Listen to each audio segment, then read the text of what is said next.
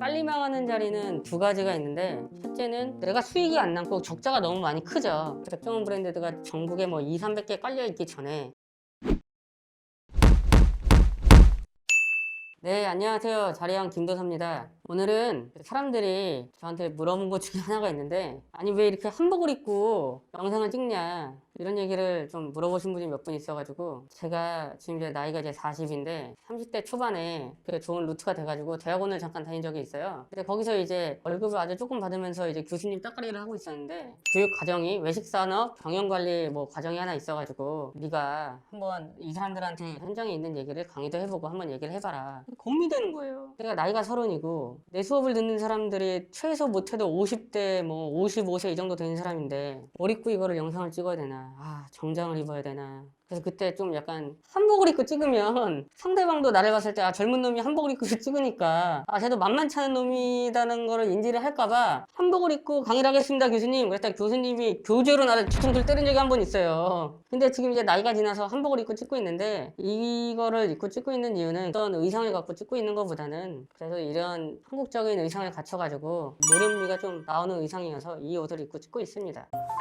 오늘은 앞쪽에 계신 두 분이 질문을 하면 그 질문에 대해서 제가 대답을 해드리고, 그거에 대해서 제 의견을 말씀드리는 그런 영상을 찍도록 하겠습니다. 앞에 두 분이 계신데 질문을 해주시면 제가 거기에 대한 답변을 해드리겠습니다. 무난히 네. 있는 상권 중에 이렇게 어떤 게 들어가도 망하는 그런 게 있잖아요. 그런 자리는 뭔가요?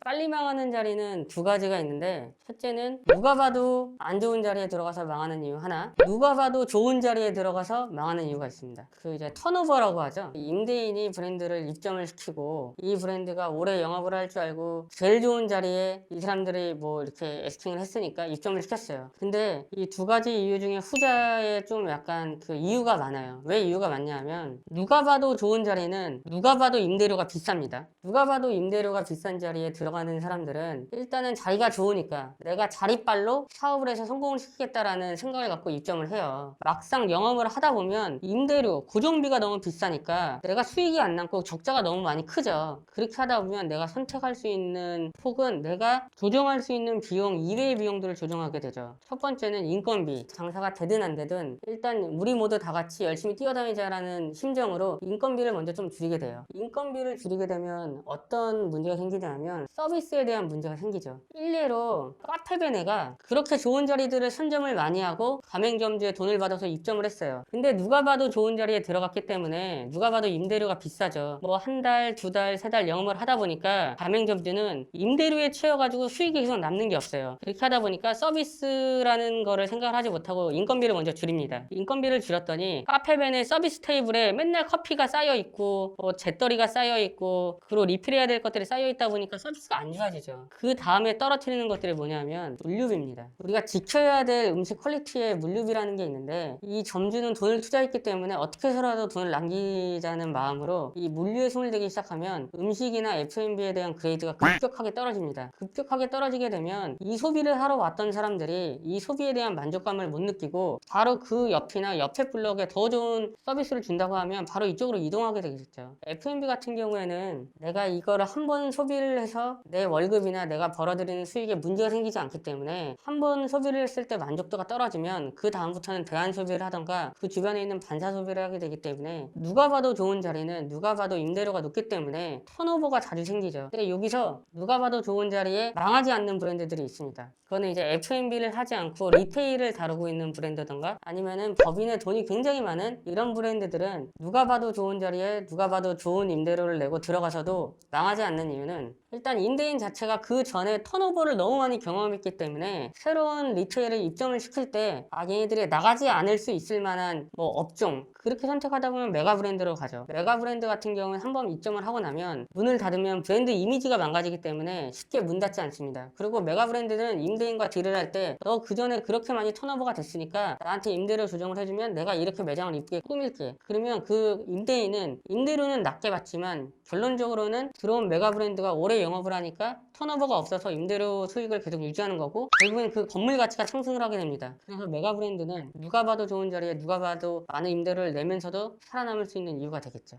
그리고 아까 전자로 얘기했던 누가 봐도 안 좋은 자리에 들어가서 망하는 경우, 이거는 좀 이제 그 가슴 아픈 이유들이 좀 많은데, 우리가 창업을 할 때 비용적인 측면을 아끼기 위해서 한 골목 빠진 곳 아니면 이면에 들어가서 장사를 하는데, 장사를 하더라도 너무 안 좋은 자리에 들어가서 장사를 할 경우에는 소비자가 그 주변 상권에 대한 소비를 할 곳이 너무 많기 때문에 여기까지 반사이익이 않을 확률이 높아요. 그렇기 때문에 누가 봐도 너무 안 좋은 자리는 쉽게 들어가지 않는 게 좋을 것 같습니다. 누가 봐도 좋은 자리에서 네. 리테일이랑 네. 메가 브랜드를 말씀해 주시잖아요. 그렇죠. 그거에 대한 예시를 좀 들어줄 수 있을까요?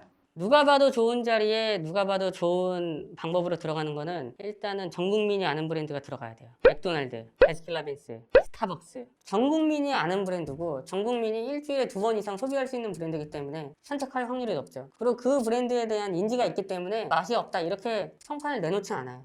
그럼 리테일 브랜드는 어떤 게 있을까요? 올리브영, 왓슨, 뭐 랄라블라, 그리고 롭스 이런 것들이 많이 들어갔죠. 얘네들은 재고라는 게 없잖아요. 음식은 유통기한이 있기 때문에 재고가 있어요. 근데 리테일 브랜드는 판매만 하기 때문에 재고라는 게 따로 없죠. 그리고 얘네들은 좋은 아이템이 있는 게 뭐냐면 만약에 우리가 뭐 마스크팩을 샀는데 보통 유통기한이 6개월이거든요. 4개월째 원가만 받고 할인을 때려버려요. 그럼 전 국민이 온라인에서 살 거를 그 매장 와서 다 사요. 그렇기 때문에 재고가 없어지는 거죠. 그러니까 리테일 브랜드가 들어가야 되는 상권이 따로 있고 F&B가 들어가야 되는 상권이 따로 있어요. 원래는. 우리가 일례로 명동을 들면 명동은 실질적으로 음식점은 거의 다 2층에 포진되어 있고 1층에는 거의 다 리테일이 들어가 있어요. 음식을 팔지 않고 재고가 없는 브랜드들이. 그러니까 임대료가 비싼 데들은 리테일 브랜드가 들어가는 게 맞고 그거를 조절할 수 있는 메가 브랜드의 수준이 있으면 F&B가 들어가서 임대료를 깎는 수밖에 없는 거예요.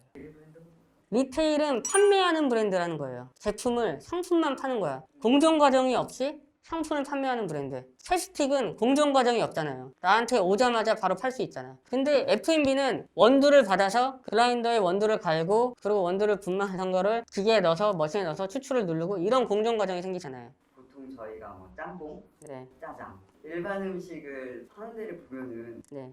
자리가 굉장히 좋은 데들이 많이 있더라고요. 네.